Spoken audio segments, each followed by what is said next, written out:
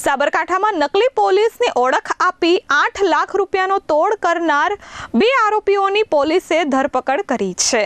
ગુજરાતમાં અનેકવાર અનેક લોકો પોલીસની ખોટી ઓળખ આપી પૈસા પડાવતા હોવાના કિસ્સાઓ પ્રકાશિત થયા છે। ત્યારે વધુ એક કિસ્સો હિંમતનગરમાંથી સામે આવ્યો છે। ગત 10 ફેબ્રુઆરીએ હિંમતનગરના એક વ્યક્તિ પાસે અફીણની પડીકી મંગાવી હતી। તે વ્યક્તિ અફીણની પડીકી આપ્યા બાદ આરોપીઓએ પોલીસની ખોટી ઓળખ આપી પડીકી લઈને આવનાર વ્યક્તિને ધમકાવ્યો હતો અને બાદમાં 10 લાખ રૂપિયાની માંગ કરી પતાવટ કરવાની વાત કરી હતી। જો કે લાંબી રકઝક બાદ આખરે 8 લાખ રૂપિયા આપી પતાવટ કરાઈ હતી। જો કે 8 લાખ રૂપિયા આપ્યા બાદ નકલી પોલીસ હોવાની જાણ થતાં અફીણની પડીકી આપનાર વ્યક્તિના મિત્રો દ્વારા હિંમતનગર એ ડિવિઝન પોલીસ મથકમાં 3 વ્યક્તિઓ સામે ફરિયાદ નોંધાવાઈ હતી। જો કે પોલીસ દ્વારા ફરિયાદના આધારે 2 આરોપીઓની ધરપકડ કરી ત્રીજા આરોપીની શોધખોળ શરૂ કરી છે। હિંમતનગરના વિરેન્દ્ર ખટીક અને પ્રાંતિજના સોનાસણ ગામના વિપુલ વણકરની હાલ પોલીસે ધરપકડ કરી છે, જ્યારે ફરાર એક આરોપીને ઝડપી પાડવાના ચક્રો ગતિમાન કર્યા છે।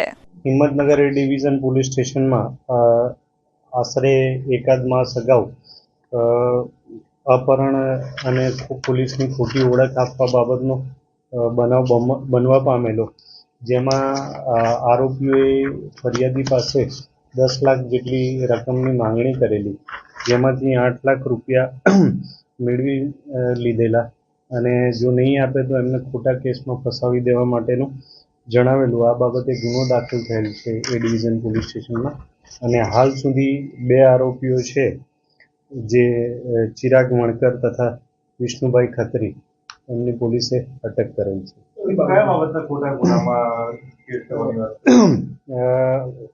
અફીણની પડીકી મંગાવેલી અને એ લઈને આવેલો ત્યારે એમને રોકેલો અને પછી એમ કીધું હતું કે ભાઈ અમે પોલીસ તરીકેની ઓળખ આપેલી, જો એ પૈસા નહીં આપે એની પાસે પહેલા 10 લાખની માંગણી કરવામાં આવી।